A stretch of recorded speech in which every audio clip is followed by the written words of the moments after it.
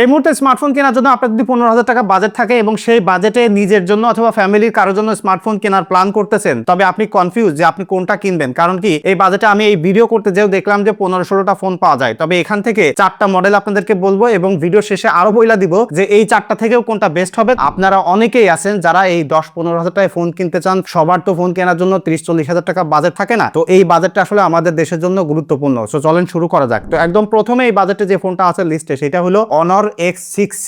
এই ফোনটা হাতে ধরলেই আপনি বুঝবেন যে টাকার অনুসারে যথেষ্ট ভালো প্রিমিয়াম ইউনিক একটা ডিজাইন অফার করতেছে, যথেষ্ট শক্তপোক্ত বিল্ড কোয়ালিটি আছে। তবে একটা জিনিস মাথায় রাখবেন, এই বাজেটে যত ফোনই আছে কোনোটাই কিন্তু প্লাস্টিক বিল্ডের বাইরে কিছু পাবেন না। তো এইগুলো আসলে আমি প্রত্যেকবার মেনশন করব না। টু বি অনেস্ট, আমরা যখন একটা ফোন কিনতে চাই, বাজেট 10,000 হোক বা 15,000 হোক, আমরা চাই যে সবকিছু যেন ভালো ভালো পাই। বাট অ্যাকচুয়ালি সবকিছু তো আসলে ভালো পাওয়া সম্ভব না। তো তারপরেও আসলে যা মার্কেটে অ্যাভেলেবেল আছে সেখান থেকে বেস্ট গুলো একটু খুঁজে আপনাদেরকে বলার চেষ্টা করতেছি। সো এই যে Honor X6C, এখানে কিন্তু আপনারা পাবেন 6.61 ইঞ্চির একটা TFT প্যানেল ডিসপ্লে, যেটা HD+ রেজুলেশনের 120 হার্টজের রিফ্রেশ রেট সাপোর্ট করে। 1000 নিট পর্যন্ত পিক ব্রাইটনেস যাইতে পারে, মানে এই ডিসপ্লেটা ব্যবহার করতে গেলে আউটডোরেও যথেষ্ট ভালো আছে। তবে এই ফোনটাকে কিন্তু পাওয়ার করতেছে Helio G81 Ultra। এই যে 4টা ফোন আমি সিলেক্ট করছি তার মধ্যে থেকে সবথেকে বেস্ট প্রসেসর আছে এই ফোনটাতে, এবং এখানে কিন্তু 6GB র্যাম পাবেন এবং 128GB স্টোরেজ পাবেন। এটাতে চাইলে আপনারা SD কার্ডও লাগাইতে পারবেন। 50 মেগাপিক্সেলের একটা মেইন সেন্সর রয়েছে, যেটা দিয়ে ডে লাইটে এবং লো লাইটে আমি দেখছি যে যথেষ্ট ভালো পিকচার কোয়ালিটি আপনারা পেয়ে যাবেন। তবে সেলফি ক্যামেরাটাতে একটু দুর্বলতা আছে।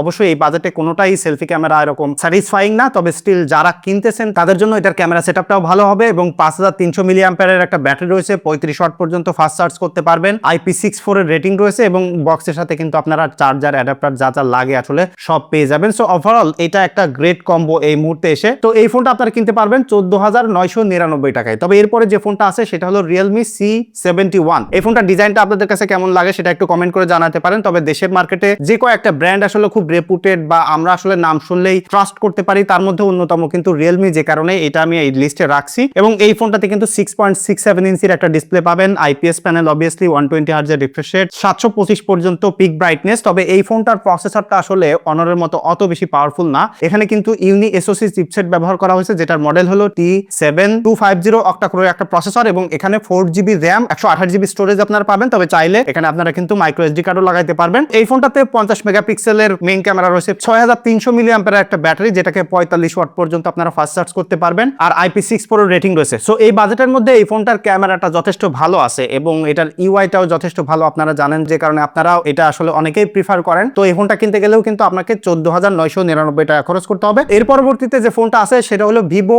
Y9s Pro। এটা আপনারা 15,499 টাকায় কিনতে পারবেন, অর্থাৎ এটা 500 টাকা বেশি। তারপরেও এই ফোনটা আমি এই বাজেটে রাখছি, সেটা হলো অনেকে ব্র্যান্ড ভ্যালুকে প্রিফার করে, কারণ সবাই তো আসলে একই ডিজাইনের ফোন পছন্দ করবেন না, যে কারণেও আসলে এটা এই লিস্টে রাখা। তো এখানে আপনারা 6.68 ইঞ্চির একটা IPS প্যানেল পাবেন, যেখানে 90 হার্টজের রিফ্রেশ রেট। এই প্রত্যেকটা ফোন ব্যবহার করতে গেলে কোনোটাই যে 120 হার্টজের রিফ্রেশ রেটের যে ফুল পটেনশিয়ালিটি সেটা আপনারা পাবেন না। সো সেই জায়গা থেকে ভিভোর এই ফোনটাতে নাম্বার গেমে কম থাকলেও আমি বলবো ডিসপ্লের এক্সপিরিয়েন্স অন্যগুলো থেকে খারাপ হবে না। তার পাশাপাশি এখানে কিন্তু 1000 নিট পর্যন্ত পিক ব্রাইটনেস রয়েছে। সো আউটডোর ব্যবহার করতে গেলে খুবই ভালো এক্সপিরিয়েন্স পাবেন। এবং এখানে মেইনলি যে প্রবলেমটা অন্যান্য ফোনগুলোর সাথে, সেটা হলো এখানেও কিন্তু ইউনি SoC চিপসেট ব্যবহার করা হয়েছে, যেটার মডেল হলো Tiger T612 এবং এর সাথে কিন্তু 4GB র্যাম, 128GB স্টোরেজ রয়েছে। তবে এখানে চাইলেও আপনারা মেমোরি কার্ড লাগাইতে পারবেন, আর প্রত্যেকটা ফোনেই কিন্তু ডুয়াল সিম সাপোর্ট করে। আর এখানেও আপনারা 50 মেগাপিক্সেল আর 5 মেগাপিক্সেলের সেলফি ক্যামেরা পাবেন। তো এটার ক্যামেরার এক্সপিরিয়েন্স আপনারা জানেন যে ভিভোর যে ক্যামেরার এক্সপিরিয়েন্স বা সেই সেম একটা ডিএনএ কিন্তু এই ফোনগুলোতে পাওয়া যায়। এখানে কিন্তু 6000 মিলিঅ্যাম্পিয়ারের ব্যাটারি রয়েছে আর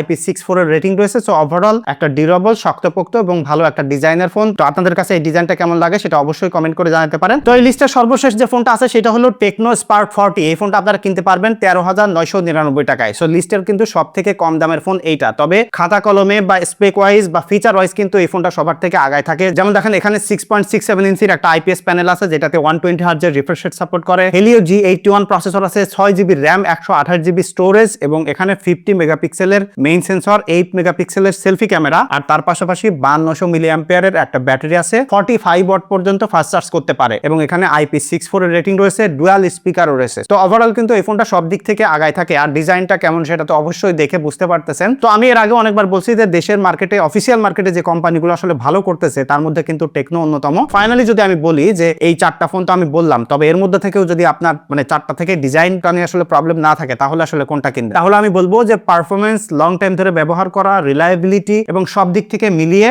বেস্ট চয়েস হইলো Honor X6C। আর আপনার কাছে যদি মোস্টলি ক্যামেরা প্রায়োরিটি থাকে এবং সবকিছু মিলিয়ে আসলে সেকেন্ড রানার আপের কথা আমি বলি, তাহলে আমি বলবো যে টেকনো স্পার্ক 40 13,999 টাকায় আপনাকে ওই 15,000 টাকার থেকেও সামটাইমস আসলে বেটার জিনিস অফার করতেছে। আর যদি মনে হয় যে ভাই আমার আসলে ব্র্যান্ড রিলায়েবিলিটি দরকার, একটা লং টাইম ধরে ফোন ব্যবহার করতে গেলে পিস অফ মাইন্ড দরকার, সেক্ষেত্রে কিন্তু আপনি রিয়েলমি অথবা ভিভোর এই যে কোনো একটাই কিনতে পারেন। এই দুইটা মোটামুটি same DNA phone, similar experience আপনাকে প্রোভাইড করতেছে। তো এই ছিল মূলত 15,000 টাকার মধ্যে বেস্ট ফোন। এখন আমি এই বাজেটে অনেক ফোনগুলো দেখছি ঘেটে ঘুটে, প্রায় 15-16টা ফোন, যেটা প্রথমেই বলছিলাম। তো এর মধ্যে থেকে আমার কাছে এটা ভালো মনে হয়েছে। এখন আপনারা যদি কেউ অন্য মডেলের ফোন ব্যবহার করেন, সেটা একটু কমেন্ট করে জানাতে পারেন কি কারণে ভালো মন্দ, তাহলে অন্যরা যারা আসলে কেনার জন্য কনফিউজ হয়ে আছে তাদের ডিসিশন নিতে আরো সহজ হবে। আর এই ছিল আমার লিস্ট। তো কেমন লাগলো অবশ্যই কমেন্ট করে জানাতে পারেন। দেখা হচ্ছে পরবর্তী ভিডিওতে। ধন্যবাদ সবাইকে।